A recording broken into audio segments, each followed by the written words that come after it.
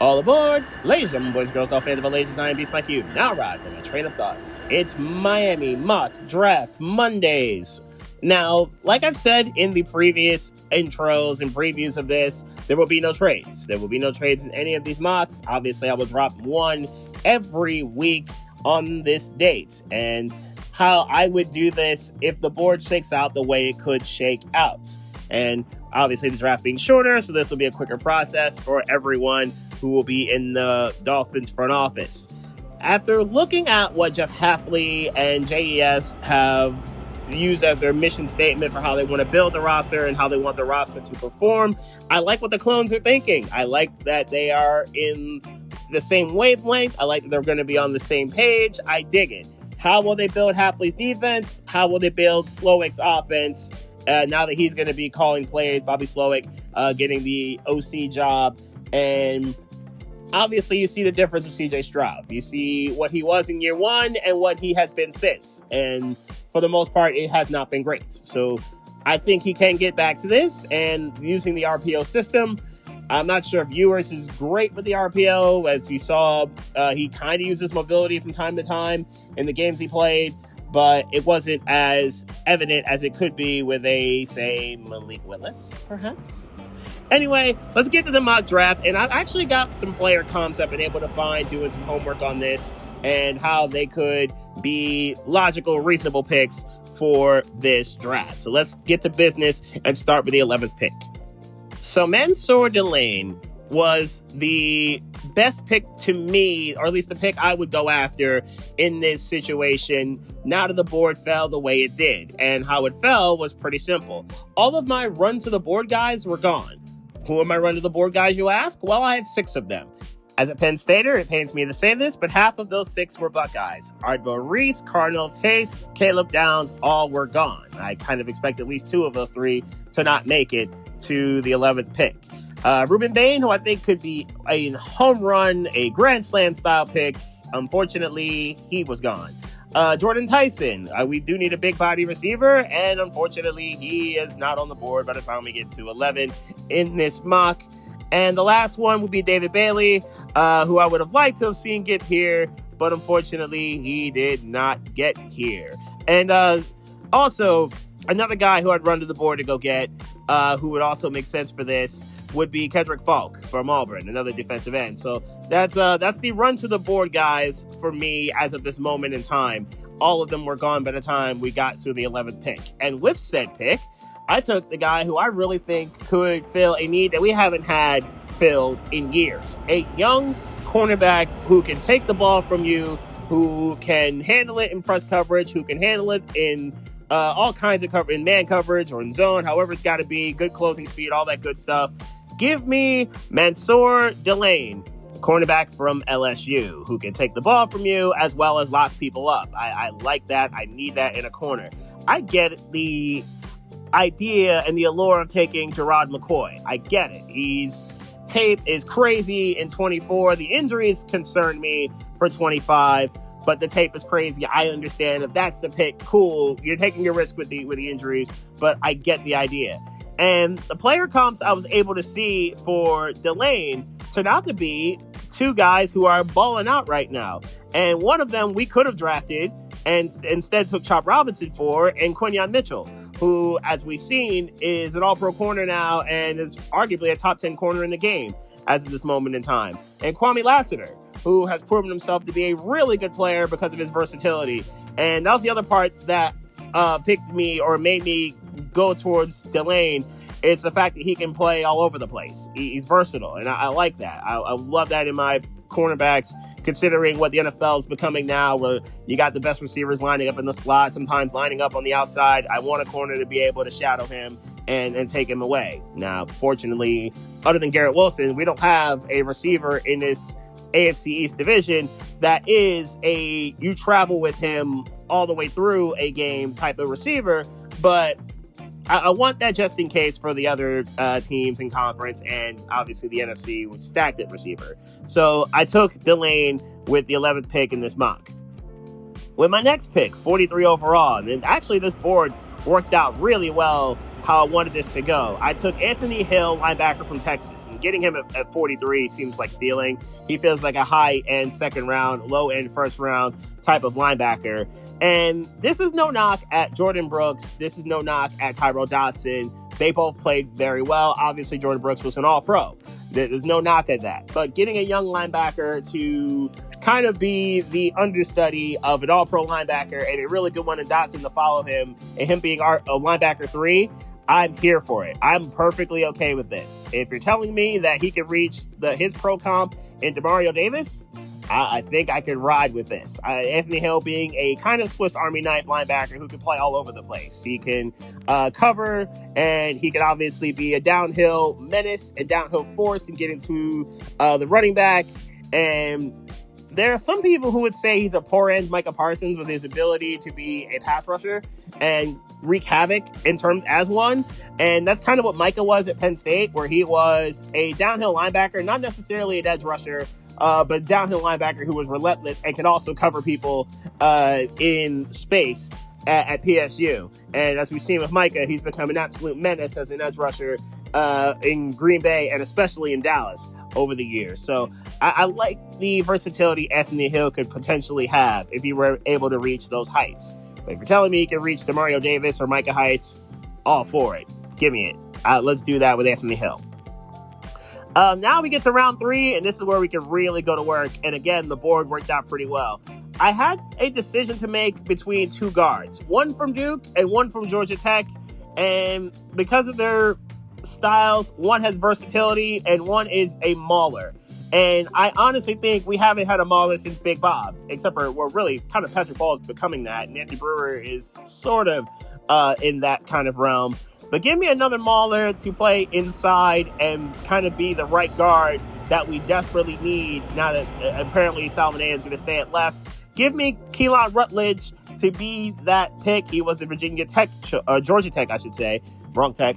Georgia Tech guard who is a big mauler type of dude that we need to help this offensive line out. And if you're telling me left to right, it's going to be for a year at least. Patrick Paul, Salvadea, Aaron Brewer, Rutledge, Austin Jackson, as long as he's healthy, because we need that.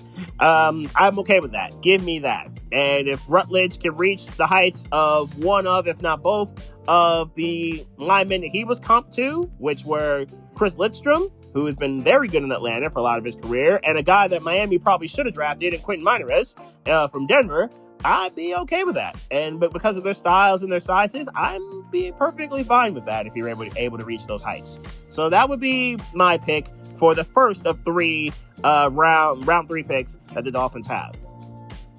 And we don't have to wait too long for the next one. And in 87, like I said in my train of thought video after the Patriots game, the second one, we need this help in the safety room badly.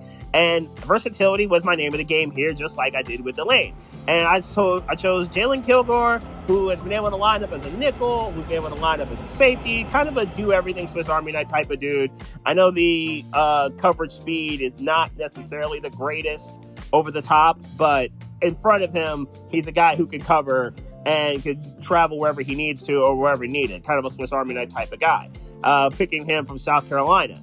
And his comp was Jeremy Chin, whom I think has had a decent career. It's a little surprising he's been on so many teams, but I like Jeremy Chin as a safety. And obviously he started out really well with the Panthers and has stuck to the Dan Quinn style, I think, decently well with Washington. I'm a little, again, surprised that Chin has been a little bit over the league at times, but I think Kilgore would be a pretty solid safety who could go all over the place if necessary. And I like the versatility with him and with Delane, 2 SEC guys who can play corner, who could also play, one could play boundary, one could play safety. I want the versatility. Next up, I went to my alma mater and I picked a guy who's had a relentless motor for 4 years and showed it in pretty much every single game he played, whether he had Abdul Carter on the other side of him or he did it as the main guy as a pass rusher last year, Denai Dennis Sutton. And DDS, from watching him for 4 years, I know that he was relentless in coming after the quarterback. And whether it was him or him and Abdul covering him one-on-one more than likely didn't work half the time. And he was big size and frame, not to mention he can block kicks. I've seen him do it. He did it on a streak last season as Penn State's special teams was actually really good in blocking kicks. And they returned one in the Iowa game for a tutty, and then returned one in the UCLA one for a tutty, and DDS blocked the latter one. And DDS blocked one against Michigan State as well, which changed that game. He's absolutely relentless, and occasionally he drops into coverage and gets in-os, as we saw in a few games, including the Orange Bowl that Penn State played in. His comp is one that Packer fans know all too well in Preston Smith, which, if you're telling me Preston Smith, who, as we saw in Green Bay, could be a really good edge rusher with his size and his mobility and his ability to just come at you at every single snap, I want guys like that, high motor energy guys on my team. Give me DDS for the third of the round 3 picks. And I didn't have to wait too much longer to go back to the SEC for the next pick. And Eli Stowers. Now, he's not the blocker that I would want, I would say, because I would rather have a little bit better blocking. But he's not awful. If he works at it, I think he'll be serviceable as a blocker, and I think that's what we kind of sort of need here, as long as he's not a complete liability. Give me that, and I think we'll be all right. But where he does shine is his ability to be a rack guy, a yak guy, if you will. His ability to go get the ball. Good receiving tight end, one that we could certainly use with Dolchich. And if you're telling me those are our two tight ends next year, I can rock with this. I can absolutely work with this style of tight end in 12 personnel and especially in red zone packages. I think that would be a good look. Some people compare him to Brock Bowers. I don't think I'm going to go that route with him. I'm going to go with the Evan Ingram comp, where he's versatile and he's good after the catch. And I think Ingram's had a pretty solid career. If you want to give me Ingram as his tight end comp, I'd be perfectly okay with that. Again, got to see the blocking improve to some degree, but if you're telling me he's Evan Ingram, I think that's something that Bobby Slowick can work with. Next up, we go to the next to last pick that Miami has. I had to address the receiver room, and my thought was we need a bigger body. We need a big body receiver that can go get it and can be pretty good when it comes to stretching the field. And I know, obviously, with the speed that Miami has with Waddle and Washington and potentially Tyreek Hill, give me a guy, Eric McAllister, who is a wide, big body, 6'3" receiver from TCU, who can go get the ball, has got some home run hitting speed down the field. If he can be what I think Green Bay Packer fans wanted Christian Watson to be to some regard, I don't think he's as fast as Watson, but if he can be close to that, I can live with this. His comp, ironically, is a TCU receiver in the name of Quinton Johnston, whom we all laughed at and joked about when it came to his hands and the fact that there's probably butter or cooking oil on said hands. But Johnston, to his credit, I think did have a pretty decent season this year. He showed he could catch the ball to a much better extent than previous years. He's still got a ways to go to be a little bit more reliable in that realm. And I think if McAllister can work at this, I think he will be perfectly fine. But it is kind of ironic that Johnston, who's a 6'4" type of dude who can, when he gets the ball, is pretty solid, and he has the drops issues. And if McAllister can work at the drops issues, his size at 6'3", I think he could be a similar receiver as well, maybe a little faster. That would be generally nice. And my last pick at 227 is a guy I also know all too well in terms of watching him play, in this case for 3 years. Give me Drew Aller. I'm going to pound the table for Aller. I really believe that he can be the guy if he is coached properly. I acknowledge the weaknesses, and I've said them in many different mediums at many different times. The decision-making concerns me. It has for 3 years. Could it be in somewhat because of his coaching? Yeah, I think so. Anthony Koltanecki was kind of a square peg round hole. The offensive coordinator situation at Penn State, while Aller was there, was square pegs round holes, and they worked with high-end talent. That was Nick Singleton and K'Tron Allen. Both those guys are going to be drafted. Penn State has a really good offensive line. How do we know this? Nothing but 1,000-yard rushers between Allen and Singleton for 4 years. They were dominant and set the rushing yards record, and they're the only one to go over 4,000 yards. Nick Singleton was top 5 and set the touchdown record. That's how dominant those guys were. The offensive line was also really good, and a lot of them are going to be drafted. Nolan Rucci is a guy I would absolutely look at right tackle, Drew Shelton at left. Both those guys are going to be drafted, and Vega Ione is going to be a first-round pick. As we saw, he is a really good zone blocking option. If he were to pick at 11, I wouldn't hate on it at all. Obviously, that Tyler Warren guy was a big-time target for Aller at Penn State. He only won the Mackey Award for the best tight end in the country. But the fly in the ointment for Aller, and maybe this is part of the reason why he didn't do what I think a lot of us thought he would, was the receiving core. It just never got to the heights that we all wanted it to. And maybe that's because of the lack of development from said receivers. Penn State had to go into the transfer portal constantly. Mitchell Tinsley played with Aller as a freshman sparingly because that was still Sean Clifford's job. We had guys like Amari Evans and Trey Wallace. Wallace actually played pretty well this past season at Ole Miss. We had guys like Devontae Ross and Trevor Pena. Pena actually played pretty well. And Ross is a good home run hitter threat.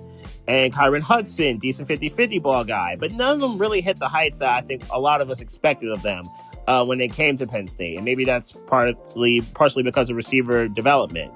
For Aller, the decision-making is still the problem, but maybe I think that could be because of coaching. And I think that Koznecki's style is more college-based as opposed to the pro-style QB that Aller, I think, genuinely is.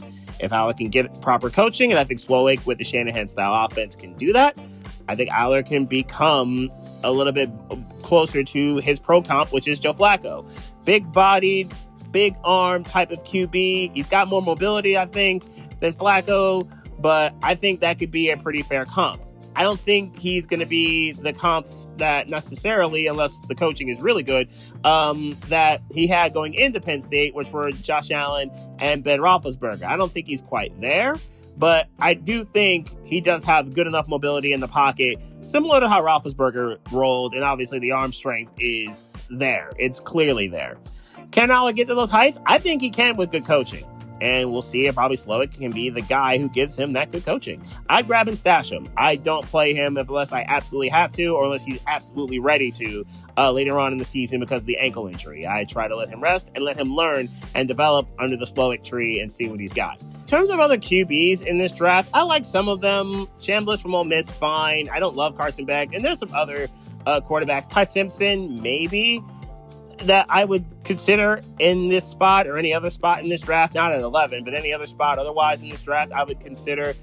I just don't love this QB class. Like a lot of you, I don't love this QB class. And if you're telling me I can get one on day 3 that I truly believe can be a low risk, pretty high reward type of guy, I'm going to take that chance over taking one on day 2 and fulfill the other roster needs I think that are on this team. But there you have it. That's the mock draft, the first of many that I'm going to drop over the next few weeks. And the next thing I'm going to do, obviously on this channel, will be conference championship recap. That's going to be that, and it's going to be NFL honors and the Super Bowl. I'm going to do all 3 at once. I'm going to obviously drop that ideally on Wednesday or Thursday. Preferably Wednesday will be the time where I drop all of that. I'm going to predict the honors then. I'm going to predict the Super Bowl at that point as well. So that's going to be the next video I will do. Will Seattle or New England have another Super Bowl in this era, in this century? It's kind of wild that Drake May got here immediately once he got a real coach in Mike Vrabel. It's kind of wild that the second Mike Vrabel leaves Tennessee, he's going to the Super Bowl, and both of which before Josh Allen can get there. It is quite the thing. Meanwhile, the New York Jets traded up for Sam Darnold with the 3rd pick and passed up a Hall of Famer to be in Quentin Nelson. And once Darnold got a stable coach, he is going to the Super Bowl in his first year in Seattle. Vikings, you got to wear some of this too. Anyway, conference championship week. That will be the first stop of my next train of thought.